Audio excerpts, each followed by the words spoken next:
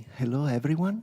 Um, Thank you for being here. And I'm Matteo Mottin. I'm a curator and a writer, and I'm here to introduce you the talk Politics of... Can you hear me? Yeah, okay. Politics of Representation, New Ontologies and Critical Discourses in Visual Narratives. But I just pass to present you the guests, which are Samudszi on the left, and then you have Nwagbogu and Marcus Desando. So the topic of I read you an outline of the topics that we're gonna touch, but then it's gonna be more like a conversation. So delving into the complex terrain of visual storytelling, Politics of Representations, New Ontologies and Critical Discourses in Visual Narratives navigates the intricate relationship between image production and societal discourse. Exploring emerging ontologies and critical perspective, this discourse unpacks the layers of meaning embedded within post-colonial narrative, shedding light on the dynamic interplay between representation, power dynamics, and cultural identity. So that's the topic. So I'm going to start with Zoe, if it's fine. I'm sorry, this is like the first time I do that, but it's totally fine. So Zoe is the Charles E. Scheid Visiting Assistant Professor of Genocide Studies and Genocide Prevention at the Strassler Center for Holocaust and Genocide Studies at Clark University. And I want to ask you, start by asking about your curatorial work. So I'd like to start, I know that you are working on an exhibition about the German colonialism, and that will take place in Dresden in June. And can you tell us more about this project and how are you going to delve with it? Yeah, can you all hear me okay?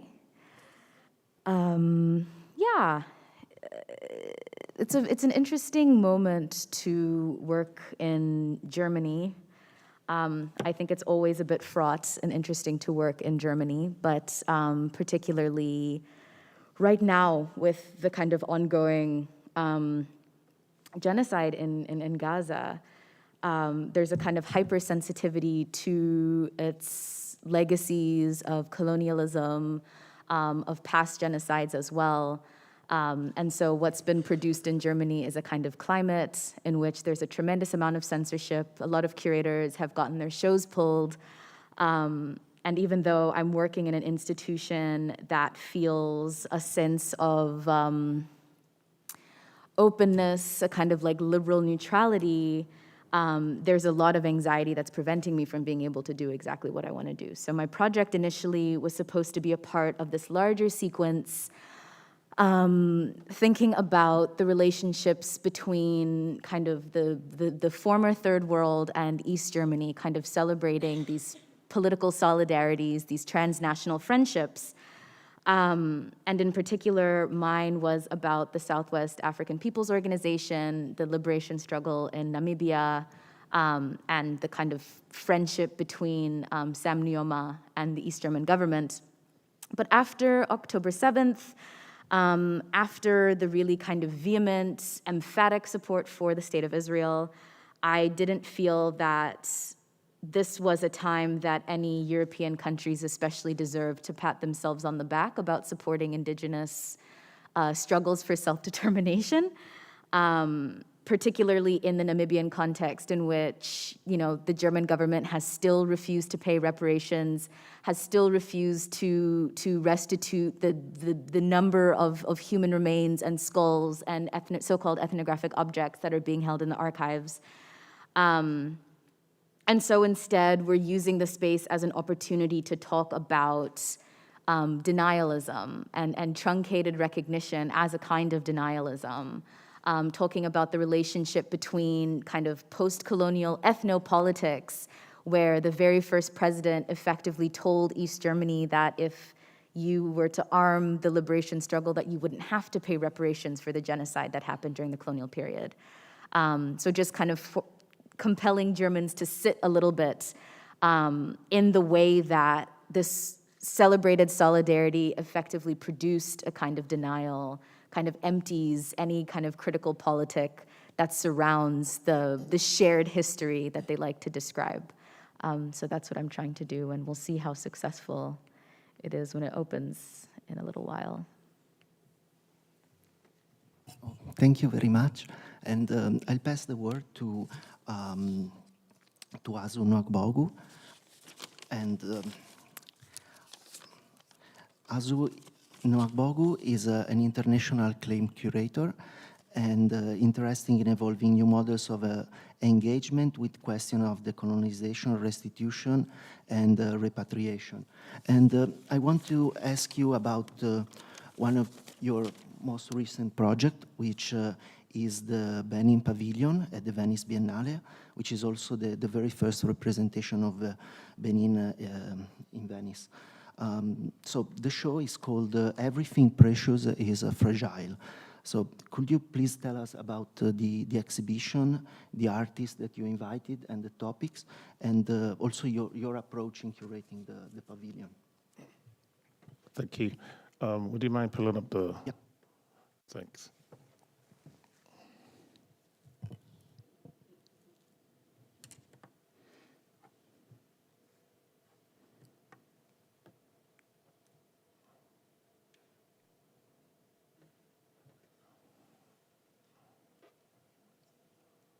Thank you so much.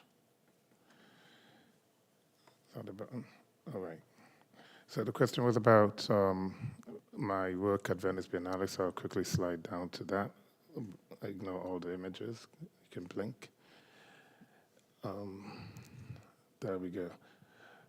So actually, I might want to start here. So good morning, everyone.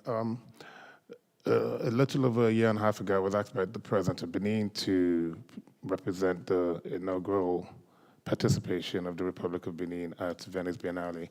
And because I've been working already in restitution, this is work on a micro level that I had engaged with restitution on a very personal level with a suitcase by a Nigerian artist left in Barcelona in 1967.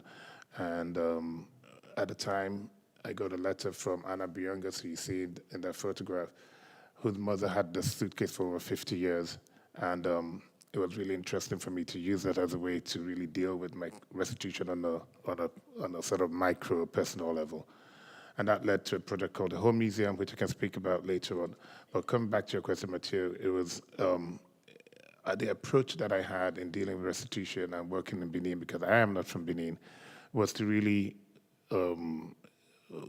do a lot of on-the-ground research. I approached the traditional rulers in Benin, and this is in the palace of the traditional ruler in Benin. And the photograph you see there that I'm sort of pointing at is a portrait of George Floyd, right? And it says, "Remember your ancestors, may your ancestors welcome you home." And then to the top right, there's another small portrait of Breonna Taylor and Rashad Lewis. These three people were killed by police in America, and everyone knows these stories. And it's smack in the middle of a wall of late ancestors in the palace of the chief high priest of voodoo in Benin. And I thought, meeting and consulting with these incredible cultural custodians was really the start point of my research in deciding how I was going to approach the exhibition. And I thought it was really interesting to see that there's the consciousness and the culpability or the responsibility or the guilt still transferred centuries later, because Benin is really interesting. It's a very small country in West Africa, right next to Nigeria. But the statistics say that about 40 to 50% of enslaved Africans from West Africa were shipped out of the port in Ouidah in Benin. So until this day, the residue of the colonial period still remain in Benin. That is to say, you still see the Dutch fort, you see the Portuguese fort, you see the British fort. All of these are like side by side within 500 meters of each other in Ouidah and in Porto Novo. And so that was really the start point of my research. And then, of course, we traveled to Venice. And this is we traveled to Venice, and we thought about the space itself, the Arsenale. And the Arsenale as a site for production of ships and weapons that were used in conquest was another really interesting point that we wanted to integrate, that I wanted to integrate as a sort of basis for the engagement. I did not want the idea to come into Venice to be a celebration per se, because it's the first time I really wanted to approach the project like an archaeologist, like as you say, like an anthropologist, thinking about the histories of these two, of Benin and Venice itself. And so what you see there is a recreation of the window at the Arsenale. So it's a leitmotif. I don't know if you noticed the glass and the arch and the suspended objects, right? These suspended glass objects are muted objects that produce sound, right? These are all sound instruments that are found in ethnographic museums all over the world. And we wanted to sort of recreate the gaze, the way you look at these objects, and then using the leitmotif of the Arsenale to sort of force us to think about the Arsenale and Venice itself and its role in conquest, and how conquest has led to the sequestration of these objects that are now in museums, but they've lost their meaning, they've lost their relevance, they've lost their context. These are all sound objects that are supposed to produce a sort of resonance and echo. But in these museums, they're like, it's completely flatlined. And then the previous image here, Le Petit Journal was an incredible source of research for myself and the team. The artist, Isholako, who, the tapestry you see suspended with the portrait of the lady in the middle, it's from the Le Petit Journal from 1849. And it showed the Amazon, the Agoje warriors, also known as the Amazons. And on the front row, you can't really see, and I can't zoom into the photograph. I'm not sure if I can, but I'll just leave it as is. All of the sound instruments that you see to the left, right, are represented on the front row of that image.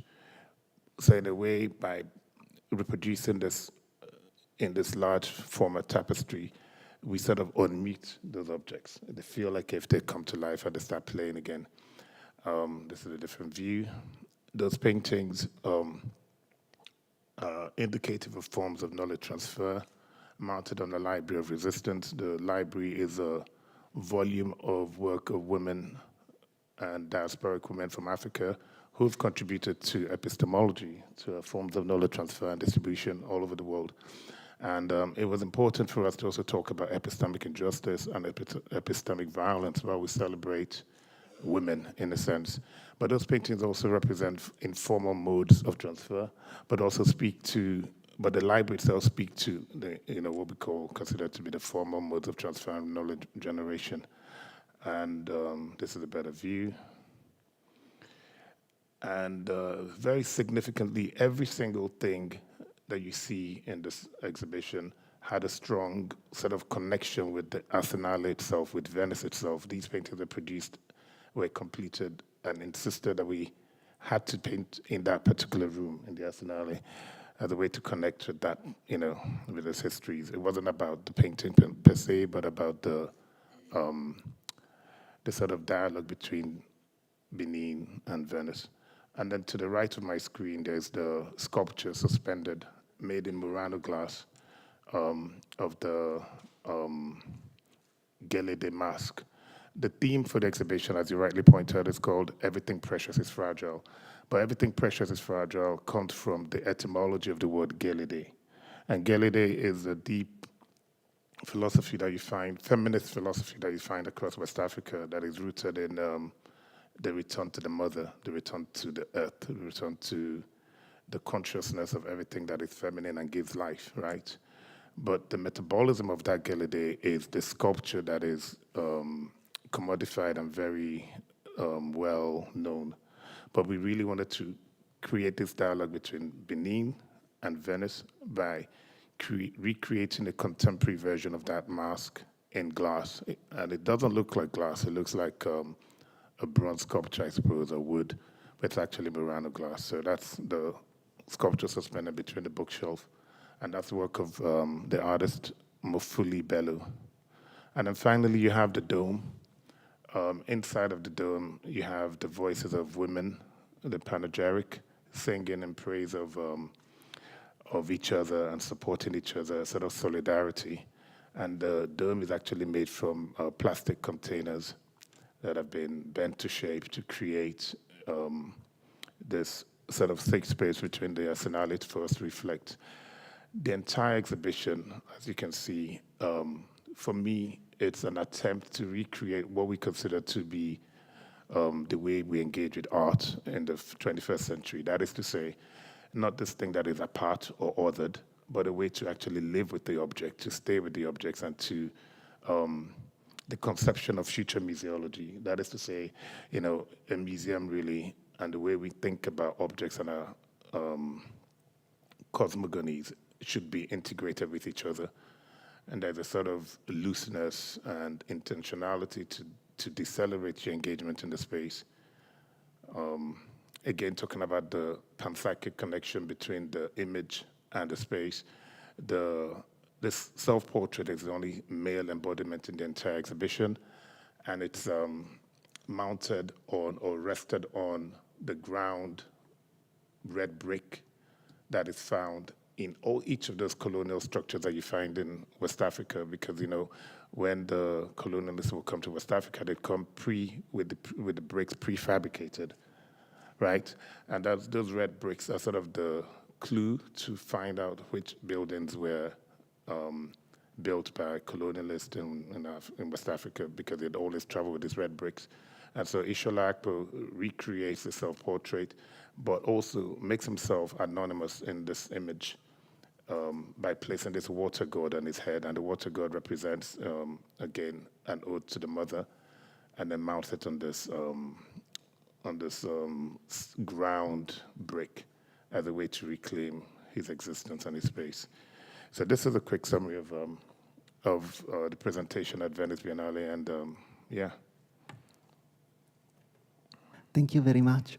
And I'll pass to our last guest, Marcus Desando, which is the director of the Prince Claus Fund and formerly CEO of the Arts and Culture Trust of Johannesburg. Prior to that, Marcus was the CEO of Goteng Opera in Johannesburg, formerly Black Tie Ensemble. I'd like to ask you if you can tell us what does Prince Claus Fund do, and what is your view as a director of the institution? What is your approach? Thank you. I think I have a presentation, I hope. I hate using these things because you always make mistakes. You're like a pro. You just go straight into it. Yep. Good morning, everybody. Firstly, I wanted, before I start with the presentation, to really state that there is always a dichotomy of thought and ideas of representation that is kind of required for some strange reason, mostly in the Western world,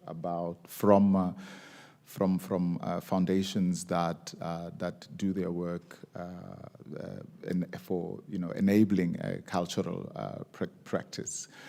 And I've always found it very uncomfortable as an individual because I come from South Africa, where very much have a deep history of being controlled and removed of any form of autonomy.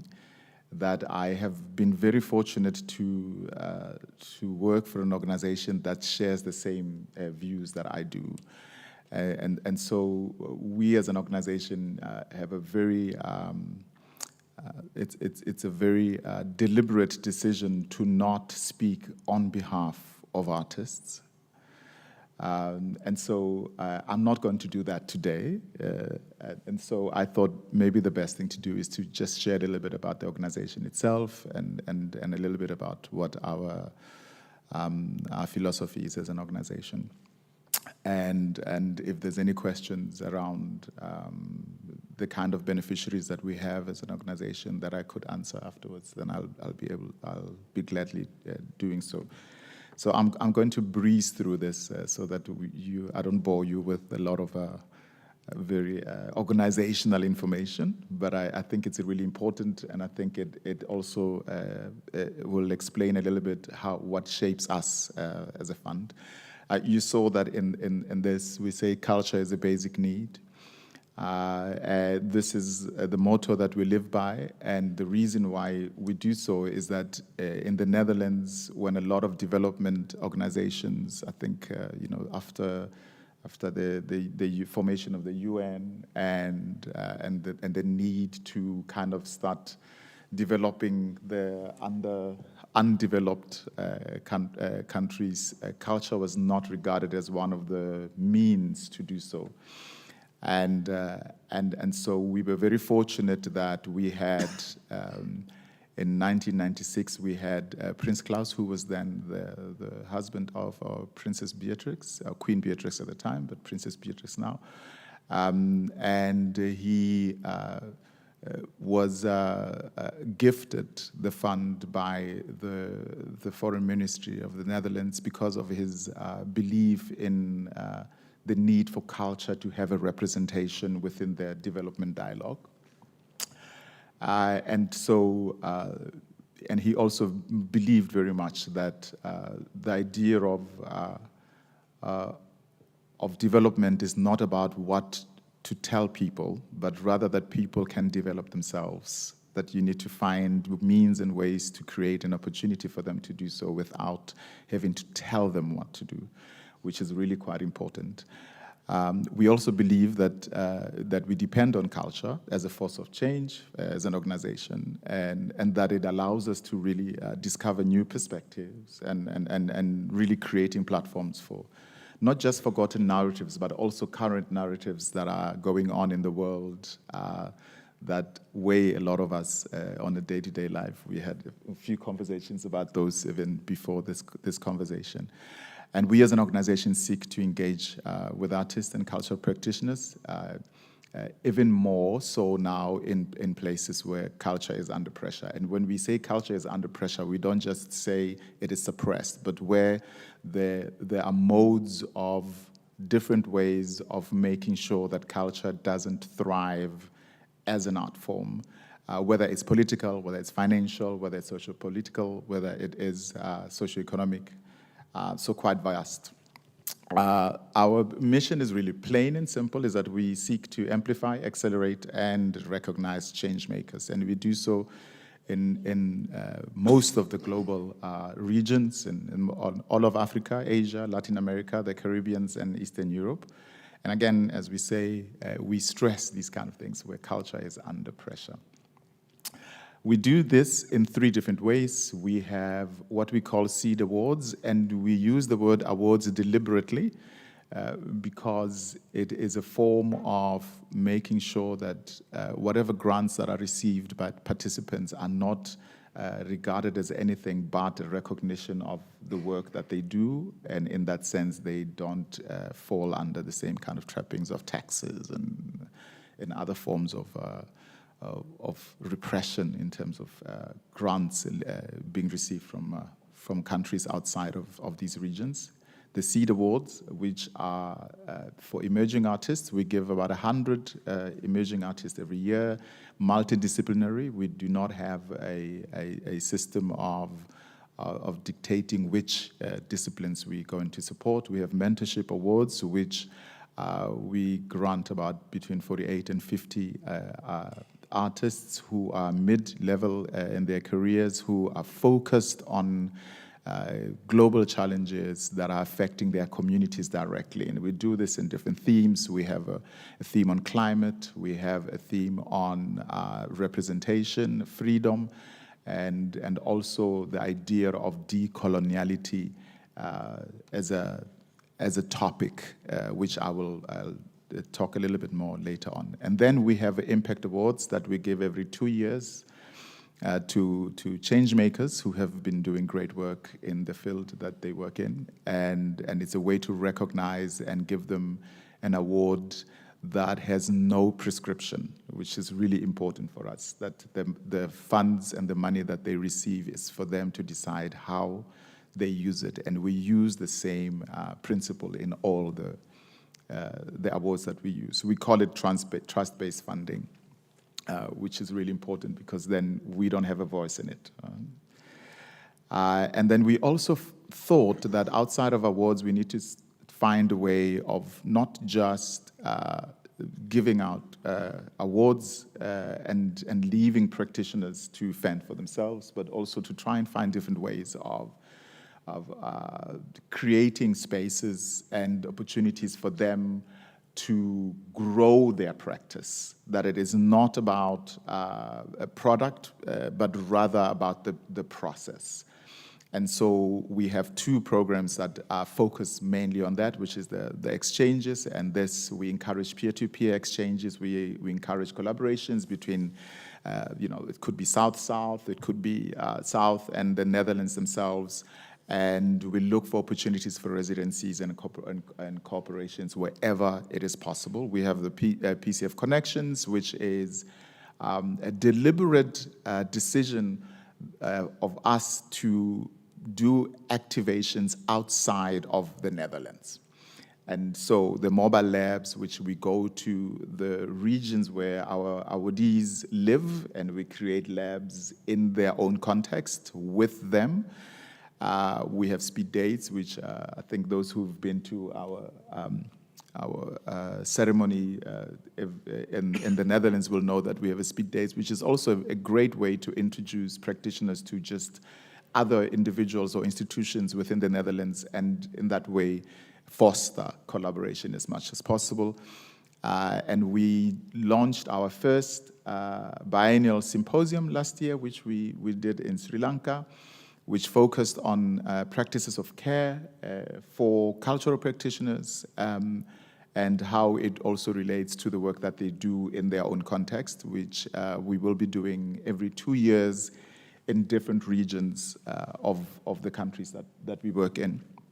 What's important about this is that we do not create the content or even decide what it is, but we work with people on the ground, institutions on the ground, to decide what is the most important conversation to be had. And these are just the values that it's important to kind of note. I'm not going to unpack them, but we believe that we have to trust in collaboration, which means that everything that we do, whoever we work with, we have to trust that they know best how to do the work that they do. Solidarity in practice, that we stand with them. This was shown very much during the invasion of Gaza, and how a lot of cultural practitioners were very uncomfortable in talking, and cultural organizations were very uncomfortable in talking about how it affected them.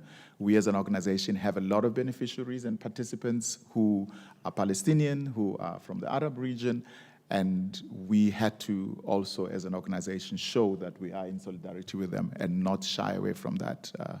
However, the impact could be for organizations at a later stage. It's never comfortable, but it has to be done. This is just a brag sheet. I'm not going to go into that. That's not important. I thought just lastly to give you a brief example of the type of work that we do that focuses on the idea of investing in the practice of the practitioners and not what the outcomes could be for ourselves. Moving Narratives is one of our latest program, a mentorship award, which is a fellowship.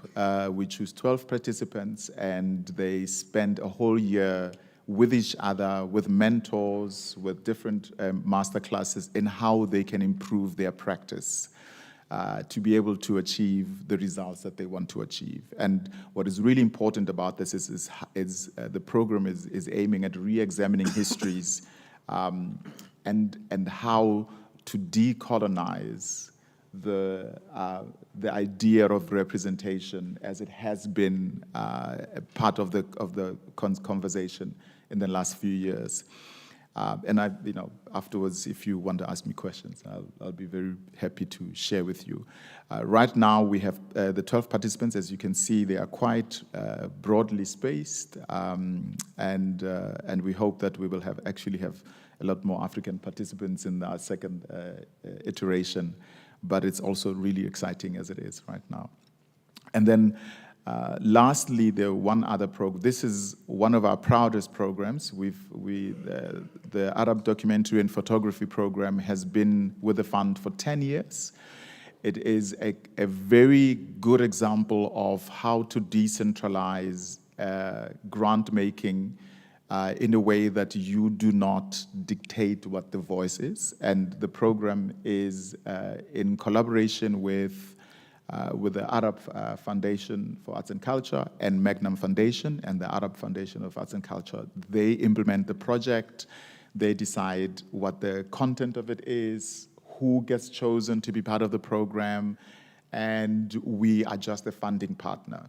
But the success of it is that we've been doing it for 10 years, and really we are convinced that this program remains essential in nurturing free expression.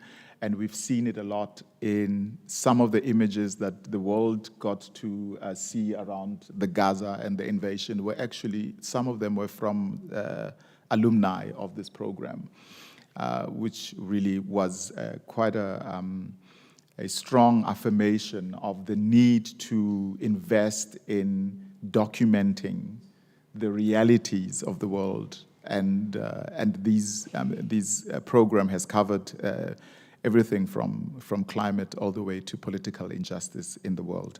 And it has really been centered around Arab identifying individuals in the different countries, and we hope to really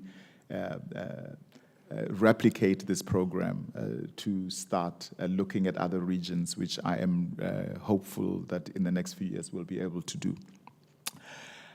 And I really want to leave you with this. Culture is real impact. And we say culture, it's any artistic intervention that deals with the real issues of the world. It's how we can immediately express what impact is. And this is what we as an organization want to invest in and continue to invest in moving forward. And yes, this is just our website. If you want to get to know more about the organization, you can please just visit there. I think that's it. Thank you so much. Again, culture is a basic need. Thank you so much, and it's amazing as an approach for sustaining culture. And now I would like to propose you a question you can answer freely, which is more on the topic of the title of the panel. How has the representation of African identity changed in post-colonial time, in your opinion? And how has it changed in the self-representation of African artists and in the gaze of the Western public? So if maybe Zoe Samudszi wants to go first, or no? Okay. Yvonne. Perhaps you can pull up the slide. The work that we have done over the last 15 years with Lagos Photo Festival,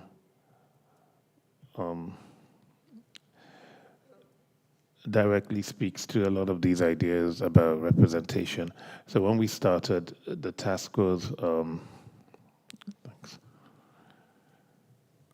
African Artists Foundation and Lagos Photo Festival. When we started, it was about telling complex truths about Africa through the lens of photographers from all over the world. And it was really important to me at the time to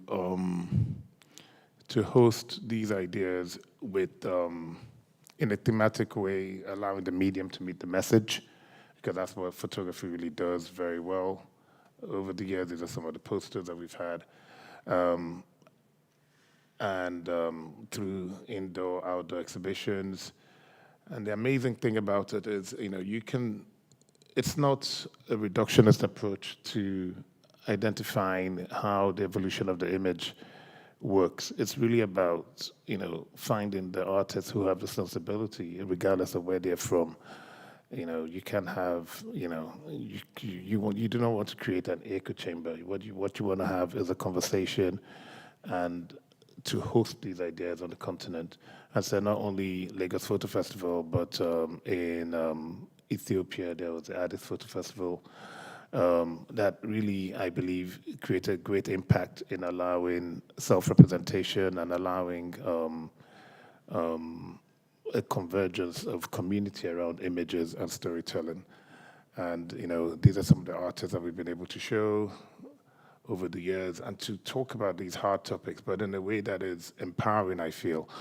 And so, obviously, with the advent of the digital technology, we've been able to democratize storytelling and image making. And I believe the internet has really liberated and given us more opportunities to self-identify and self-represent in the post-colonial era. So that's really my take. And it's not only about self-representation, it's also important to have the opportunity to be able to host these ideas. And hosting is really significant in allowing you to not reduce the conversation to something that is reductionist or lazy based on sort of like black, white, whatever. It's rather, you can really think about the conversation about the work, and that's the job of the curator, to be able to create a safe space for everyone to have a conversation around storytelling and image making, not in a lazy reductionist approach, rather an approach that really thinks about what the conversation is, I think is really important. These are some of the artists that we've worked with over the years, and I think photography has the power to really deal with the urgent, but also to capture the historical and to bring it to the present so that we can have those very important conversations. Thank you very much. And you want to? I think, I'll try. I think what's important to also note, outside of the great work that spaces that I created around sharing what visual representation looks like in Africa in particular, there should also be a cognizance of not creating or not only allowing or making opportunities for individuals that create work that makes you comfortable. And I think that for me is one of the most important focuses that we hope that cultural practitioners actually do, is that they challenge us in the work that they do. There is a lot of the representation that you see in most of the European spaces. It's still one that becomes quite black and white, I think, in a lot of ways, because it doesn't make for serious conversations to be had around what does that representation mean? What are the images actually telling us about our humanity, about the decisions that were made, whether by us or by our ancestors or by people before us, and that I hope and I know that there's a new generation of artists that are starting to challenge the idea of what Africa really looks like, or what is the idea of Africa. And it makes it, there's a young man in Nigeria who is one of our beneficiaries, and I believe one of the stars, who thought of himself in the beginning as a graphic designer, and that's all that he wanted to do, and through being part of our Seed Awards, developed into actually then being accepted in one of our mentorship programs, developed into someone that thought of himself as not just as a graphic designer, but as a dreamer, as a reimaginer of the societies that we live in. It is outside of what makes the conversations around our lived realities comfortable. And I do think that that's really kind of the shift, is that the young people are also now starting to challenge us into thinking about what Africa could be, and not the idea of what we think Africa is, which is really not necessarily the lived experience of the people that we have. And that is, I suppose, for me, that is the serious relationship around what does really image making mean in terms of the political comfort or discomforts. Yeah. Thank you so much. And I'm ready now. I have my answer. Okay. I just had to think.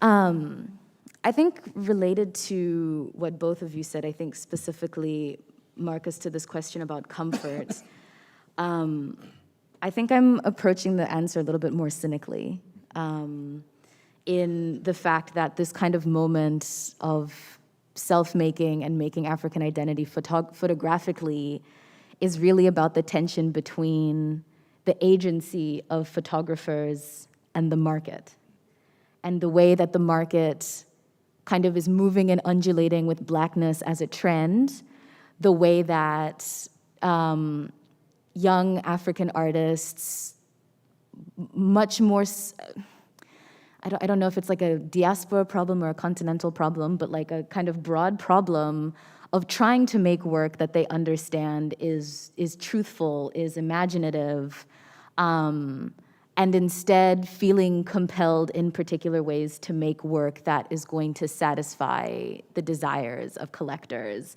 of shows. Is there going to be yet another show about African portraiture? Is there going to be yet another kind of weird binary about like rurality and like gender and whatever else? It's all about, and I think that this is something you kind of mentioned, like a generational thing. I think that there's increasingly a kind of generational refusal to make work that's easy. Of course, you know, some people want to be famous and that's their prerogative. I don't, you know, but I also think that there's a kind of reimagining of what African art is, of what constitutes African photography. And I think that there are a lot of like really brilliant curators that are forcing the hands of a lot of institutions and forcing forward the conversation at the same time that there's a lot of resistance, because what photography is ultimately, it's this kind of political economic relation. It's a biometric marking of race and of identity. So at the same time that people are stretching the limits of their imaginary, they're competing with a photographic medium that is designed to communicate Black abjection and to communicate anti-Blackness. And so there's a really interesting, you know, push that has been exciting to see and disheartening to see in other ways, but very exciting to see overall, I think. okay, thank you very much. Yes, maybe challenging. Yes. Do we ask the public? Do you have any question?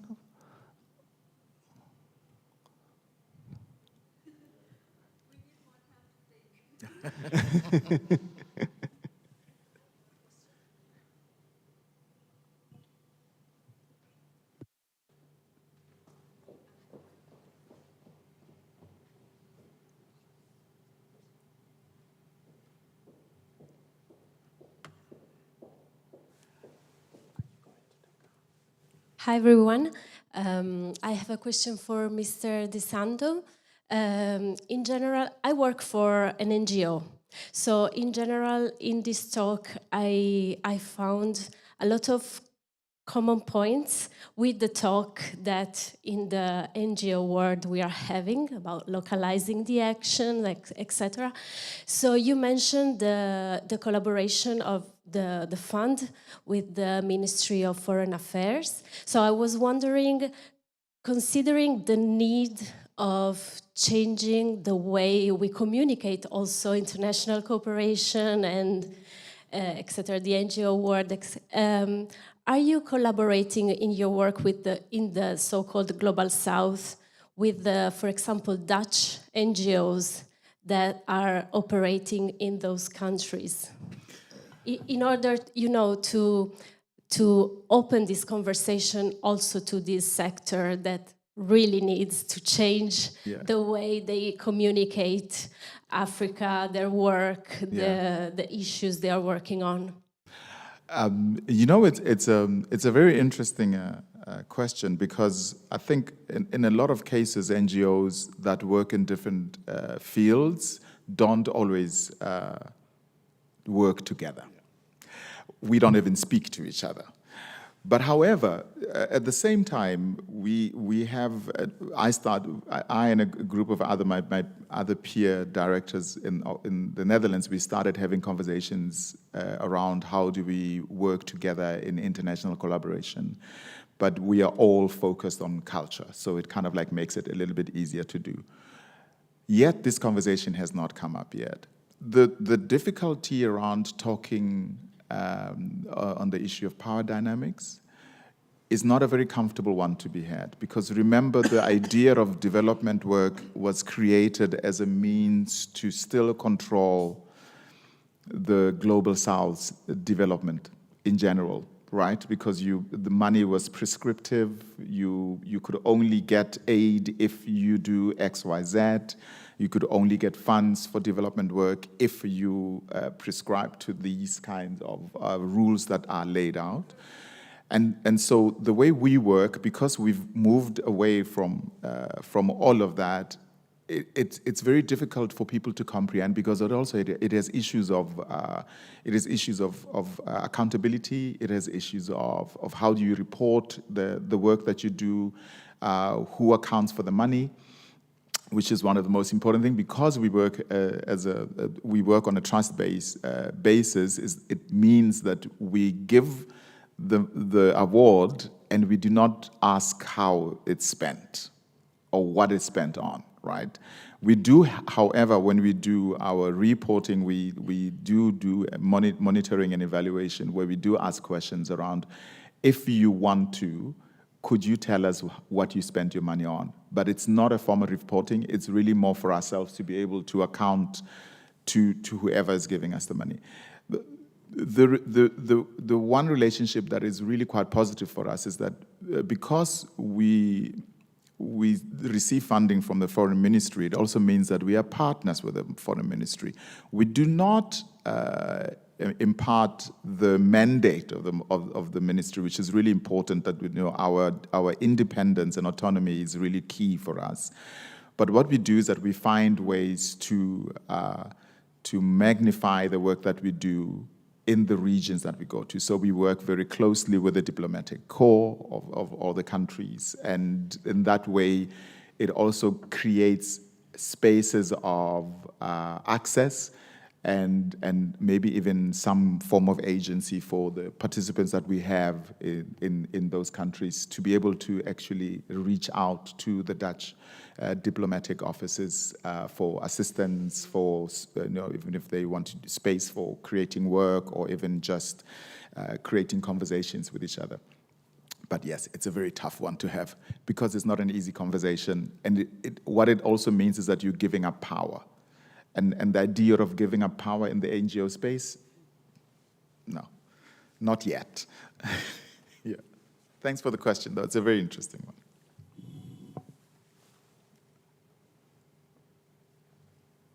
You have any more questions? You had time to elaborate.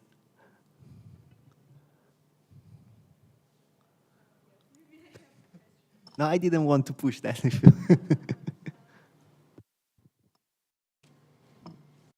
you. Yeah, I also have a question for Mr. Desando, but maybe also for everyone, because I'm an artist, and currently I'm also working with several, have a bit experience with working with foundation or in funding. And one thing I experienced is like, usually it's very beautiful in the beginning when we got the acceptance and the foundation come to you, and it's very, yes, it's very nice and warm. And then later there's questions about like, so how can you measure that your project or your artwork or your research gonna be something valuable to the society, or like somehow that is like aligned well with the vision of the foundation or the institutions. And what do you think? I want to ask like your opinion on like,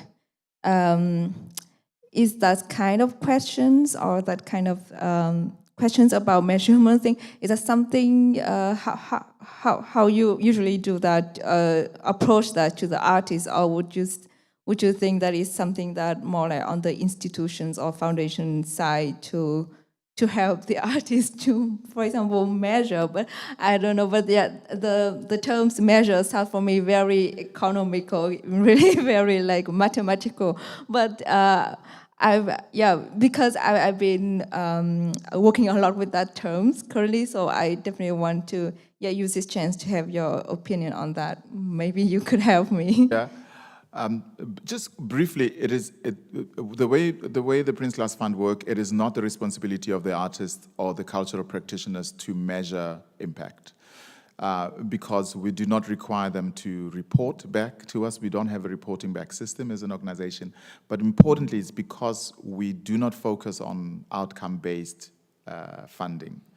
It is investing in the process. It is investing in what, in particular with the Seed Awards and the Mentorship Awards, is that we invest in the growth of the artist through, availing the resources, and in some cases also opportunities for them to interact with each other or other practitioners. So we do not require, we don't ask for that. That is our responsibility, to figure out a way with our different funders and partners on how to report on that impact without putting the weight on the practitioners themselves. Yeah. Thank you.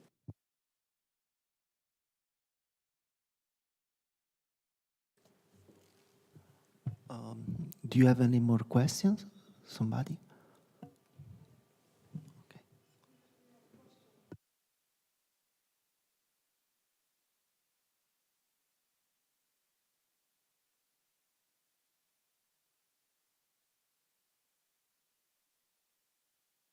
Hello. Oh, I'm a professor in a university in the UK, and I'm interested in how you think, it feels that in the UK certainly, we are slightly stuck with how we approach young, or how we are supporting young African photographers in relation to making work about identity, in response to your comment that you were making.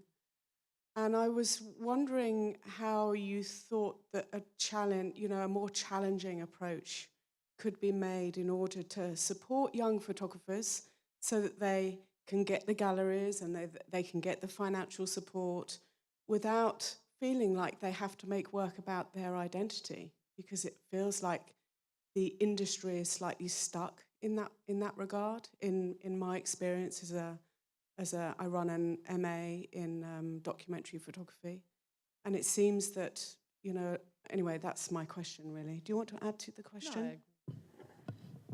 No, I can tell you that this is an American problem as well. I was teaching at RISD in the photo department and quit because this was a problem. I don't actually have any useful advice that is industry-facing, because the advice that I give to students all the time is to give them absolutely nothing.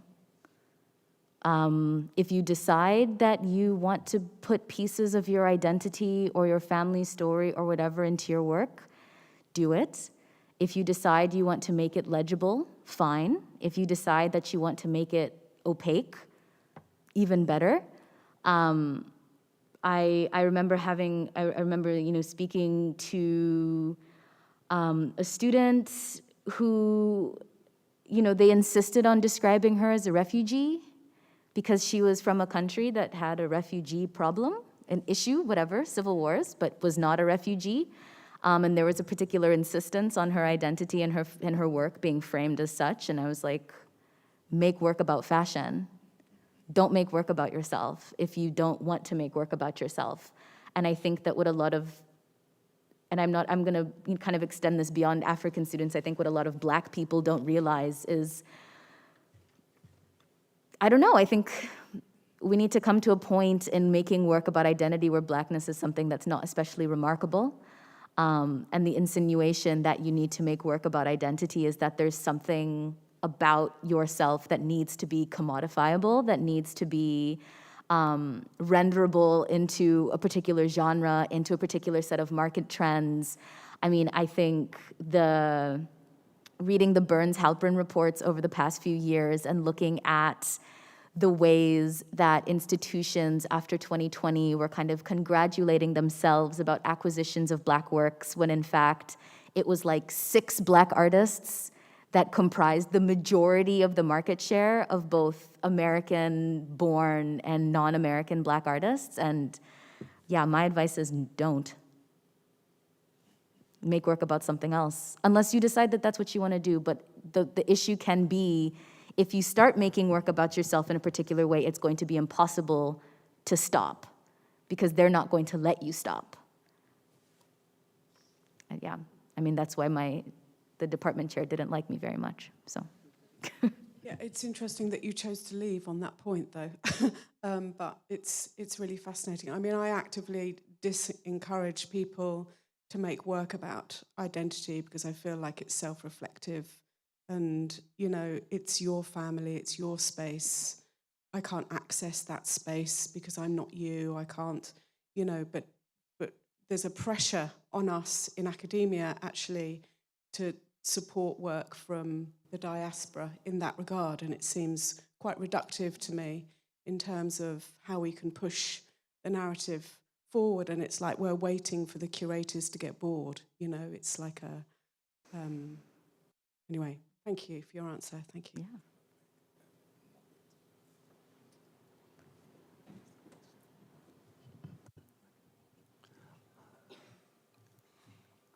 Yeah. Any more questions?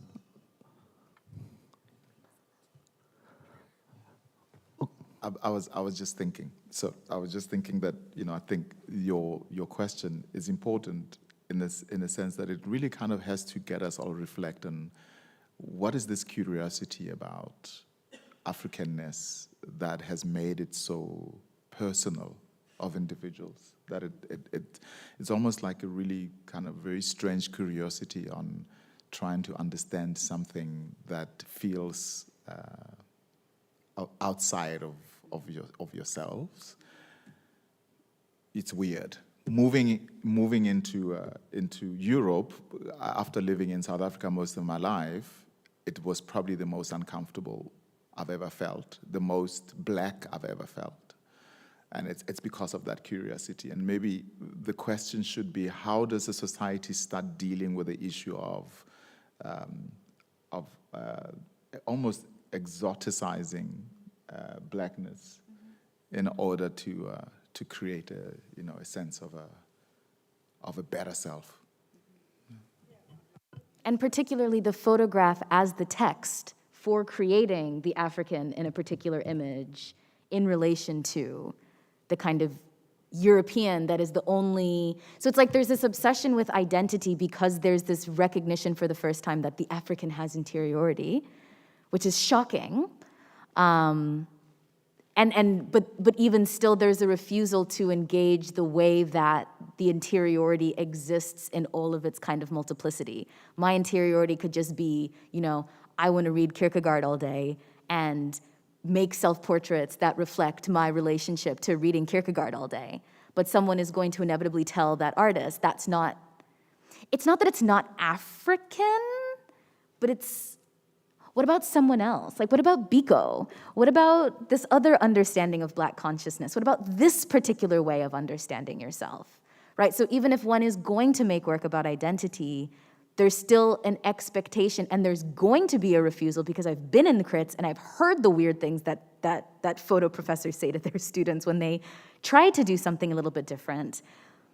What the purpose of art school is, it's to discipline you. It's to prepare you for a market. It's to prepare you to become a commodity. You don't learn how to do a practice. You learn how to kind of make and sell yourself in a particular way. Yeah. I would just in response to your question, I was going to say it isn't just it's also a problem with young white women, and if you have a baby, somehow you can commodify that and put it in an art gallery, and suddenly it's a broader issue, but it seems to be very, very relevant and indicative of coming from that arena. That's all I wanted to add, but I think... Yeah, I agree with you. I think this is more like a holistic problem. It's not just about the art industry. I think it's related to all the contemporary time, marketing, advertising. They just, individuality and personal stories are just the food for marketing, for everything. I think all the projects, they just want to know about personal stories and details about everyone. So of course, this is like the biggest problem, and then it goes into each field, of course, and then the art. So the blacknesses and diaspora and white women. So if you have a baby, you make a story about motherhood in general. It could be, but I totally agree with you, Zoe. It's just like, if you want to make work about yourself, of course, but I think it's more about, as an artist, understanding yourself. It's not like everyone has to talk about their self. Or I think what also could be more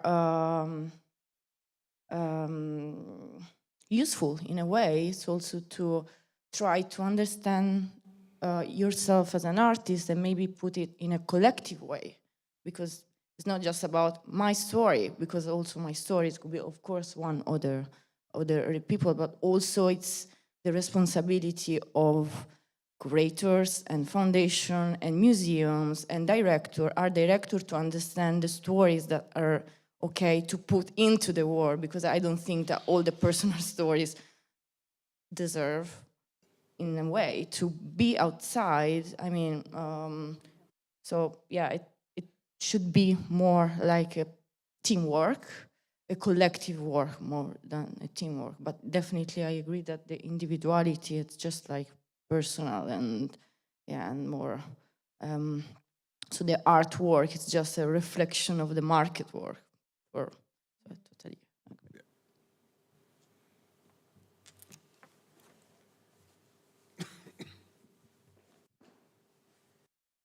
Thank you very much. My question, I think, is for Azu, if I may, and relates to his mention of having worked with a vernacular photography, which were left in this luggage for many years. So I'm really curious to know what sort of approach you had towards these materials. And my standing point is, maybe I should say that, I'm working on a project on sort of decolonizing the image of southern Italy, which has been a very strong image we had since the Second War, based on this neorealism and sort of an image which was ideologically driven as Southern Italians being this category of what Gramsci defined subalternity. So I'm working on a project which is founded by European community after the COVID pandemic. So we, as Italian citizens, got lots of money. So we're now indebted with European community. So next generation will be. In fact, the founding is called Next Generation Europe.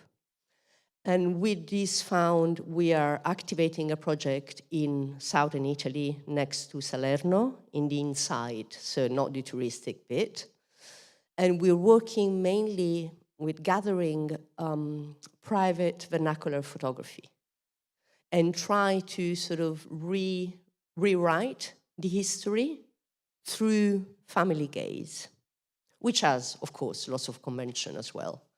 And we've got this problem in which we are external, so we are going south and we're sort of programming these, and we don't know whether people there are happy of how this sort of photography do represent them. So there is this gaze which is external somehow, and their understanding of maybe they feel shy, or they don't want to be seen as those private photographs show them. So I wanted to know what your approach was to. Yeah, thank you. I suspect I have a clue about your sort of personal dilemma, but I'll just tell you what we did in our own situation. So this suitcase had incredible archive of photos from the Civil War era in Nigeria. And there was a sort of methodology that the artist used at the time in his correspondence with his family back home in Nigeria at the time. And you have to understand, the Civil War era is not spoken about. There are many young Nigerians today who have no clue that there was a Civil War ever in Nigeria. They don't know about it. It's like no one talks about it. But through these photographs, right, and through the research that we did, we were able to really unearth a little bit about the history of studio photography in West Africa, not just in Nigeria, because there were certain agencies that were spread around Nigeria at the time that encouraged and supported these studio photographs that produced the Malik Sidibes and the Keitas and the Mama Cassette and all of these, patrons or icons of modernist photography in Africa that were really mostly studio photography based. And so what we did was really digitize everything and really begin to look. And I feel like this sort of self-censorship that we all are sort of working under is, a kind of curse of and almost like an anti-intellectual way of navigating in the world. It's like, oh, I'm white, so I cannot talk about this. Or I'm black, so I don't know about what's going on with Swedish farmers or whatever it is. So, it's a laziness to engage with the topic. So we just really went in there, and I'm not, I wasn't born in the 60s or whatever. We put it out there, and the responsibility really is to produce knowledge for humanity. And so in southern Italy, the subaltern approach and the ordering of people of that era, you do them a disservice to suppress the story. I think it's important to find ways to augment the story and also to remediate the context of the story. What I mean by that is to treat the archive as something that is radioactive. That is to say, open it up to photographers and artists. It will change them. They will change it. It doesn't matter. Anything is worse. Everything is better than leaving it in some, musty cupboard to rot away. And so we can really learn a lot. We have to really begin to go back to what Marcus said about trust. Trust that we have the intellectual capacity to deal with these difficult topics, and not really begin to relegate, also self-regulate our thoughts and our ability to engage with truth by saying, oh, well, I'm black or I'm white, I can't talk about this topic, I will get canceled or whatever. I really feel like, I'm Northern Italian and I'm upper middle class, so I don't know about what's going on in Southern Italy, and that sort of, I think it's a complete nonsense. So yeah, that's the sort of strategy that I adopt would be to engage with it and to think about artists that work with the materiality that allow for the biggest way to ventilate those ideas. That would be my approach. Thank you.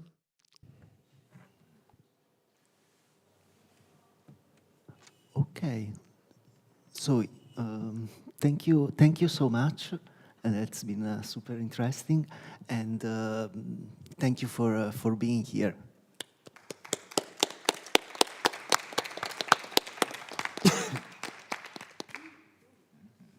That's it. Thank you.